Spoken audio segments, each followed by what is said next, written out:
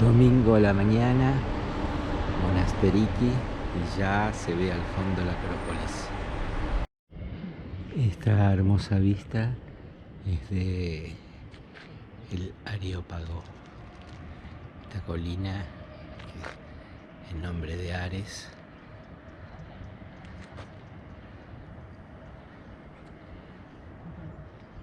Y allá la Acrópolis. El Odeón.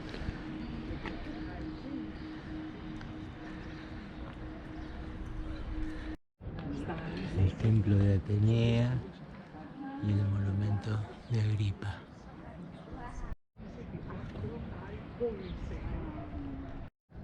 Las Cariátides.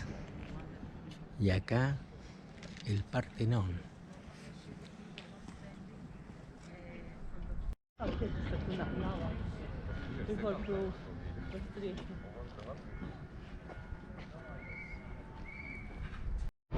Estoy en el Museo de Acrópolis y estas son las máscaras de Dionisio.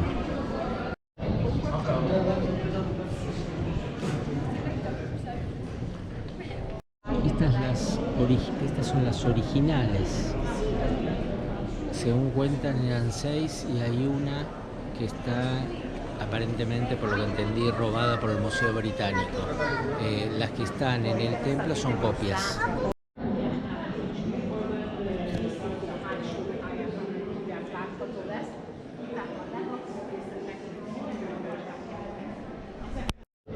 Estoy dentro del museo, ahí está la Acrópolis y están muchísimos de copias originales de cómo eran. El tema es que no solo el hombre construyó estas bellezas, sino lo más doloroso de lo que vi es cómo los que siguieron las destruyeron, sea algunas con incendios, sea otras con cañones como los turcos, los venecianos, los ingleses que para llevárselas a los propios museos al robarlas las quebraron. Las cosas franceses también, las cosas más insólitas y dolorosas han hecho. Así es la parte de arriba del Partenón, que es el nacimiento de Atenea, y ahí está Zeus, y desde la derecha distintos dioses, etc. Por ejemplo, Poseidón, etc. Teóricamente, esta era la prisión de Sócrates, eso es lo que se cree.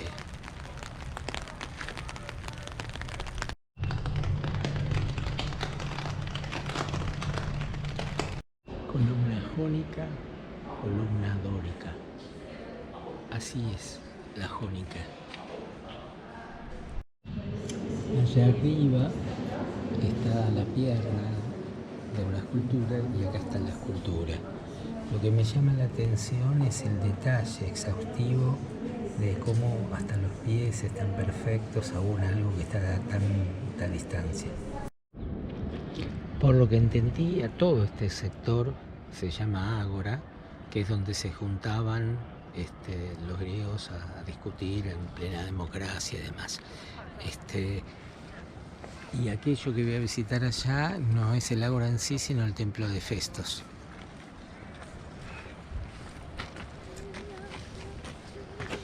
Algunas de las tantas cosas que hay para ver. Lo que voy a mostrar ahora es el templo de Festos, que está muy bien conservado y dicen que es el mejor conservado de estilo griego en el mundo, y que bueno, fue convertido a iglesia, usado en la Segunda Guerra, etcétera, etcétera.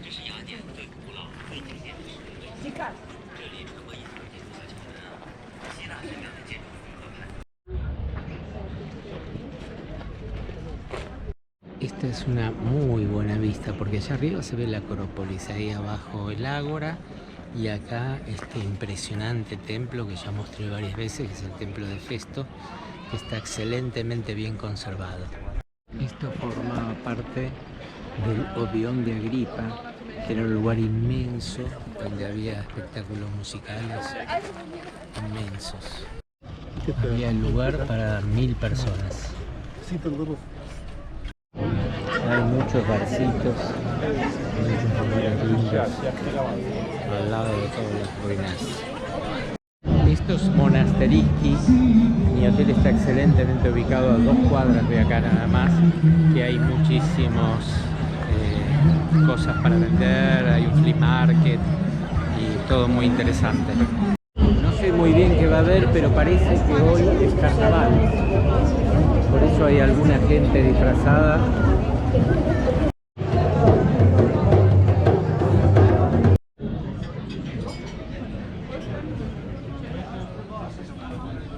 Esa construcción se llama la Torre de los Vientos. Y este es el ágora, pero romana. El otro es el ágora antiguo. La versión del pita acá se llama Giro, G-Y-R-O. Es muy bonita la catedral.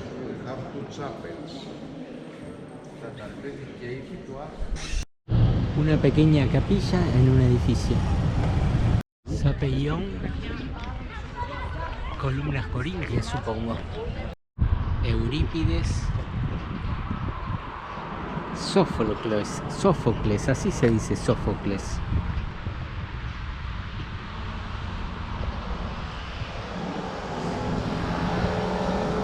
Y este es Silo. Todos de teatro. Le pregunté y en vez de Sófocles dicen Sófocles. Hotel Amalia. Este es el Parlamento. A propósito, pregunté el tema de Amalia si era un nombre común. Parece que era una reina que se había casado con un rey griego, más o menos en el siglo XIX, y que existía, pero que era un nombre antiguo.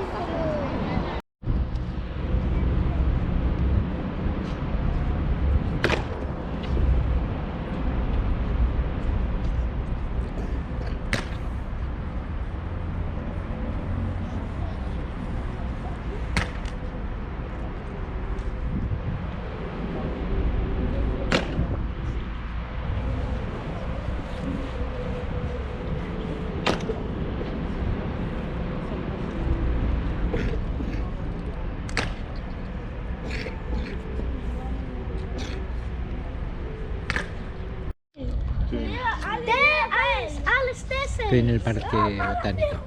Estoy ni más ni menos que dentro del Estadio Olímpico, pero en este momento en el museo, y estos son las famosas antorchas.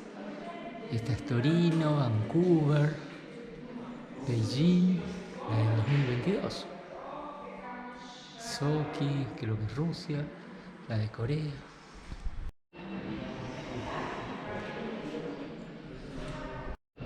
Barcelona, Seúl, la nefasta de Berlín de 1936. Esto es de la primera Olimpiada, de 1896. Estoy en el impresionante Estadio Olímpico de Atenas. Está todo construido en mármol, por supuesto que es el único en el mundo que está construido así. El largo, para dar una idea, son 184 metros, que parece que para los griegos era una medida que la llamaban estadio, era la medida perfecta y de ahí viene el nombre estadio. Fueron creados en 776 a.C., al principio se hacían en distintos lugares. Viene de la palabra, gimnasia viene de la palabra griega que parece que es desnudo, porque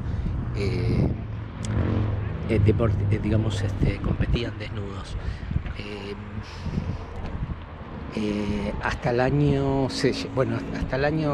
330 y pico, que empezó a hacerse en Atenas, desde ese año mejor dicho, y este estadio en esta ubicación se debe a que un romano, Herodes Anticus, construyó un estadio en este lugar, que pasando los años fue dejado y destruido en las épocas posteriores. Inclusive alrededor del año 1400 los cristianos de esa época prohibieron el tema de las Olimpiadas. En el siglo XX, ¿no? Fin del siglo XIX, en 1896, se hacen de nuevo las Olimpiadas acá, el famoso Pierre de Coubertin, que reconstruye en esa época el estadio en el mismo lugar que estaba, utilizando algunos materiales que había y otros totalmente renovados, por supuesto. Bueno, se llaman, como se imaginan, Olimpiadas por el Monte Olimpo, y Panatenaico se llama porque es pan, digamos, Atenas, es decir, a favor de Atenas, digamos, por la diosa. De ahí el nombre Panatenaico. La verdad que es impresionante. Una excelente visita.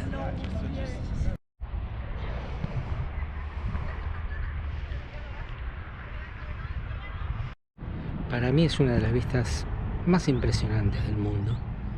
Allá lejos la Acrópolis y acá el estadio. Impresionante. La puerta de Adriano y allá el templo de Zeus. Ahí está el famoso teatro de Dionisio. Se supone que es el teatro más antiguo del mundo, que dio origen justamente al teatro, donde, bueno, primero era una ofrenda de Dionisio y así comenzó. Se supone que acá estuvieron las obras de Eurípides, de Esquilo, de Sófocles. Impresionante.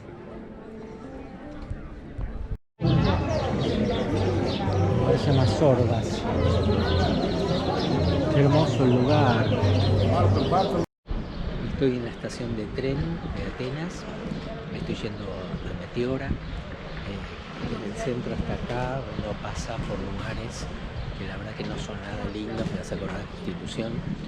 Es como que hay mucha diferencia entre el centro histórico, que es una belleza, con el resto de Atenas. Me llamó mucho la atención. Estoy alucinado con mi desayuno. Además es libre y voy a poder conocer cada uno de estos sabores, de estas delicias. Estoy en Meteora. Ya voy a mostrar los monasterios. Alquilé una bicicleta eléctrica que para las subidas es fantástica. Qué cómico, ¿no? Plata o plomo, parece que dijera. Recién estuve ahí arriba.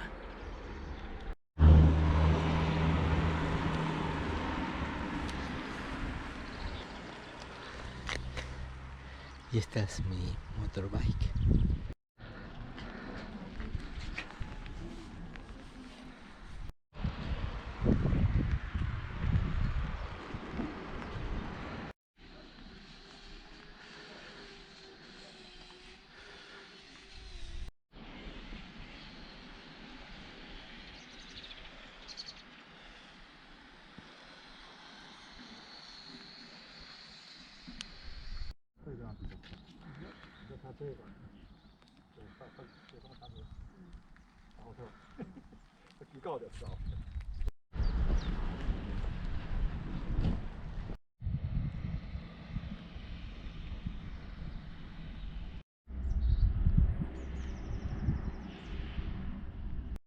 Hacia allá vamos.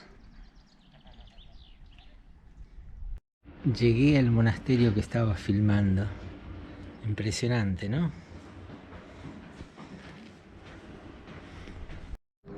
Hasta acá vine caminando y en bicicleta. ¡Wow! Meteora, que el pueblo es Calambaca, es un pueblo muy lindo, muy lleno de barcitos, con esta vista espectacular. Allí subí.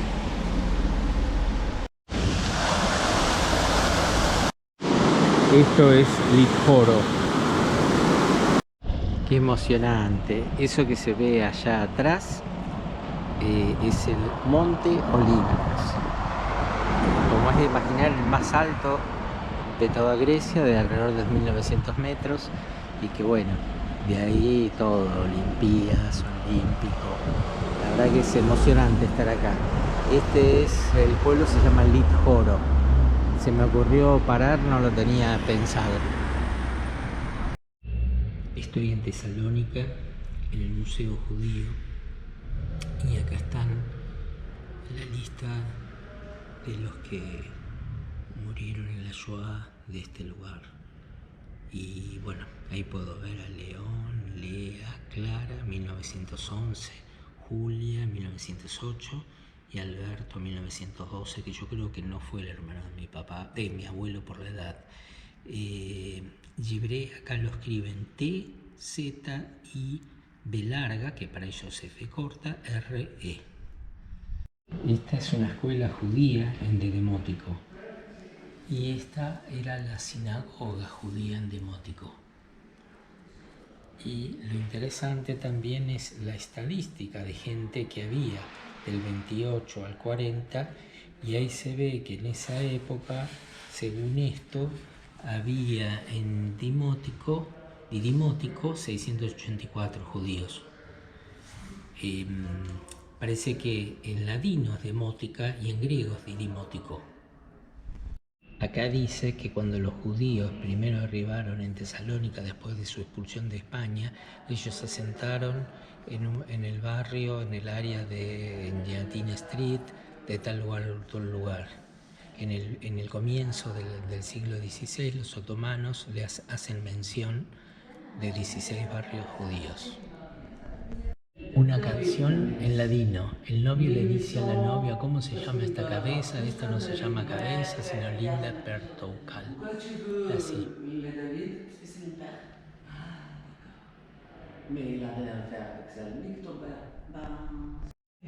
Dice que en 1945 el total de número de judíos de Tesalónica fue estimado en 1908 personas, que era menos del 4% del número registrado en el censo de 1928, es decir, alrededor de 25 veces más, es decir, casi 50.000 personas judías había en 1928.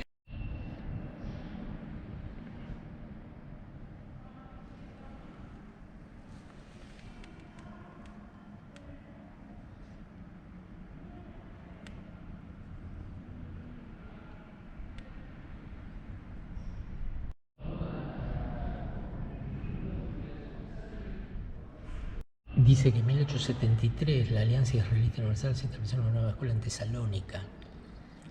Y después también dice que la población en ese momento judía era de 70.000, es decir, la mitad del total de la población de Tesalónica. Esto en relación también a mi abuelo, que estudió en la Alianza.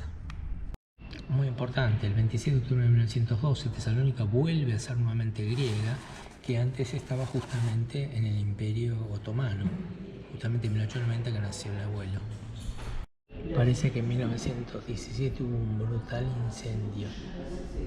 Dice que en el último censo oficial, 1904, otomano, y el 1928 realizado por los griegos, los cristianos, la población de los cristianos sobre todo fue completada en 10 fold, no sé qué es. Y los musulmanos prácticamente fueron reducidos a cero, y la población judía aproximadamente creció un 20%.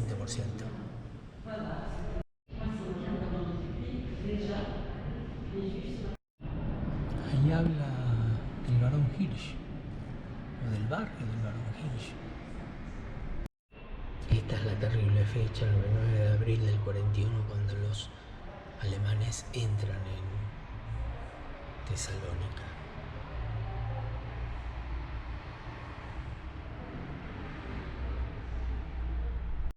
Acá dice que había el doble de mortalidad en los judíos entre el 41 y el 42 que el resto de los cristianos.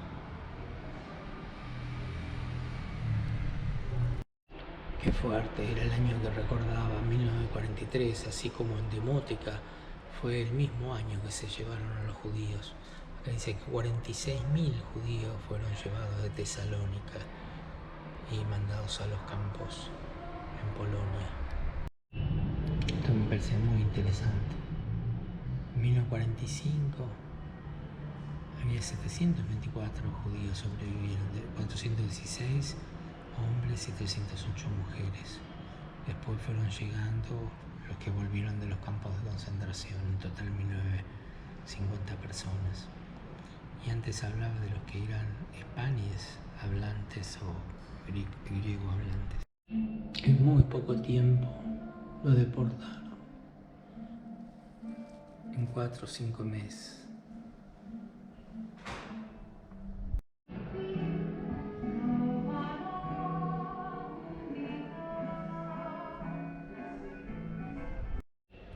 parece muy interesante porque habla que desde 1899 instituciones sionistas como Kadima se proponía resurgir el hebreo, el lenguaje hebreo.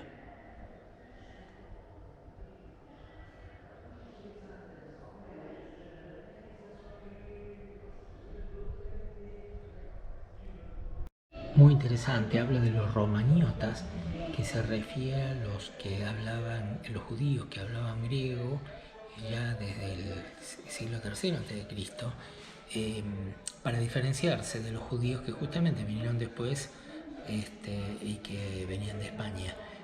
Y decían que en esa época, usaban el alfabeto hebreo, que escribían en griego con el alfabeto hebreo.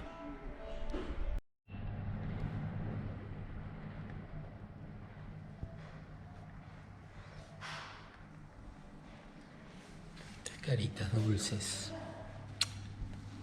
Qué mierda que es la gente, ¿no?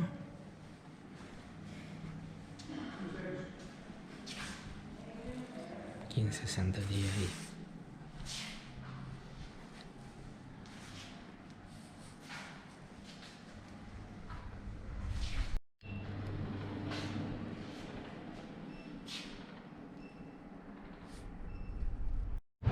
Este bulevar de Tesalónica no podría llamarse de otra manera que no sea Aristóteles. La pastelería en Grecia me parece increíble,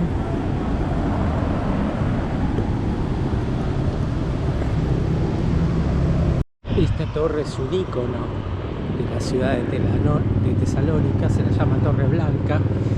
En este momento ya no es blanca, en este momento uno ve colores rojos por la luz, ¿no? Fue construida en el 1800 más o menos por los turcos y era una prisión y era parte de la fortaleza, y cuando lo conquistaron los griegos lo pintaron de blanco como para purificar todas las muertes que hubo acá, digamos. Este lugar tan hermoso, al ladito del centro, prácticamente en el centro, al lado de la torre esa tan linda. Bueno, es el lugar que ellos caminan, corren, andan en bicicleta, la verdad que hermoso.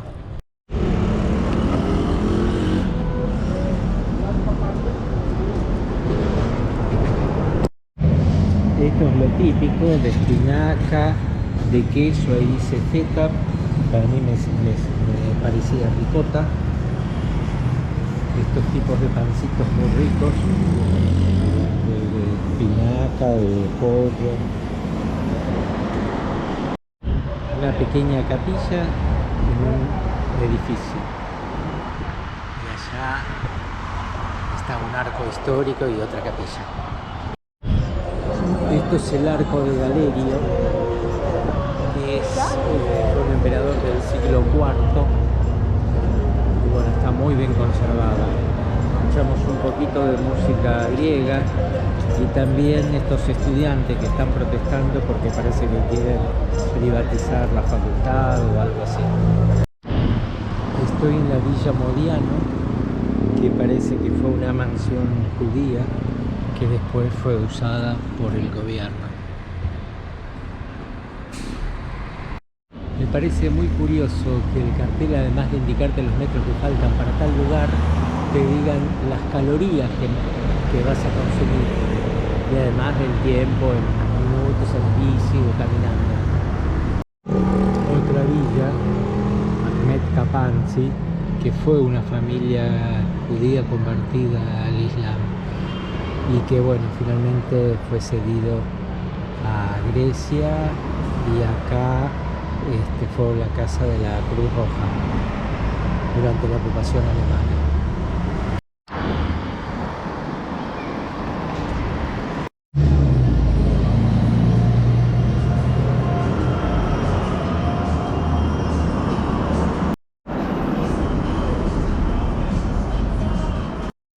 Esto es Villa Alatini, que también fue otra mansión judía y ahora está ocupado por organismos del gobierno.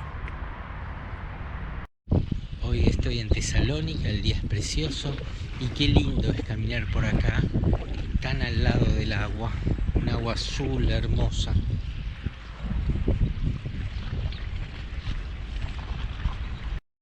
Alexandros Omegas, Alejandro Magno. Estoy en Tesalónica.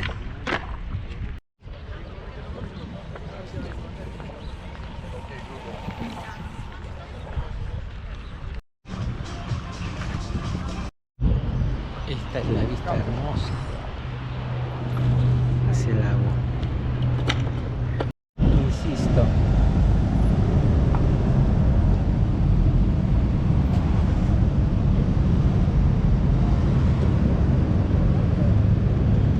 todo el chocolate.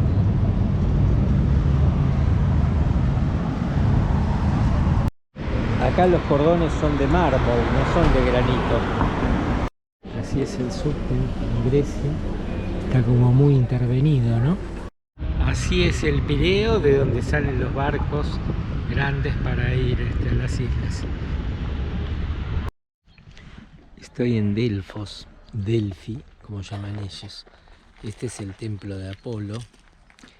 Acá hay una copia, pero este es el famoso ónfalo, que era como el centro del universo para ellos. Dice en la leyenda que Zeus hizo que dos águilas se enfrentaran y donde llegaran al medio, ahí era el ombligo del mundo, el centro del universo. Tesoro, Tesaurus, era donde se guardaban las riquezas, y esta era una de ellas. Aquí estaba el templo de Apolo y se dice que las pitonisas, ahí adentro, había como una fractura que salía teóricamente un gas, y que eso las hacía poner en estado de trance, y que bueno, eso generaba que dieran augurios o frases ambiguas acerca de lo que le consultaban. Una frase que leí era que un general de Grecia iba a luchar contra los persas y le pidió un oráculo a la pitonisa, que eran las que hacían estos oráculos, y que la respuesta fuera, bueno, un gran imperio será vencido. Y el gran imperio, él creyó que iba a ser el persa y terminó siendo el del mismo. Nuevamente el templo de Apolo. Parece que es ahí donde estaba la famosa frase: conócete de ti mismo y entonces conocerás el universo y los dioses. Qué increíble esa frase, hace 2500 años, ¿no? Este es el anfiteatro. Aquí en el medio estaba lo que se llama la orquesta y más atrás el escenario, la esquena.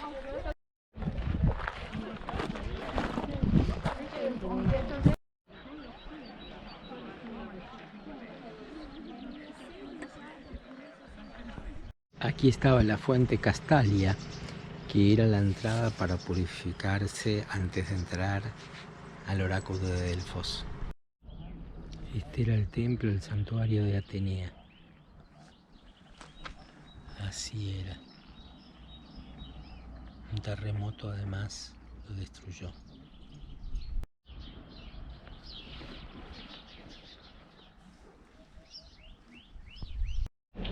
Así era el santuario. O por lo menos se supone que es una representación.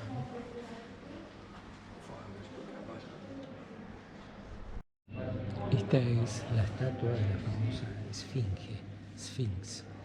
En este caso estaba arriba de una columna. La esfinge era el personaje que, bueno, era mujer, león y ave al mismo tiempo, y que había que descifrar lo que decía la esfinge si no te comía, y justamente Edipo fue el que descubrió, digamos, el acertijo de la esfinge, y entonces la esfinge se suicidó y así pudo tener Tebas, pero al mismo tiempo, bueno, estar fatídicamente con Yocasta. Una representación de Dionisio que estaba en la parte de arriba del templo de Apolo. Todas estas figuras, como el caballo y demás, estaban en la parte de arriba del templo, en una de las caras.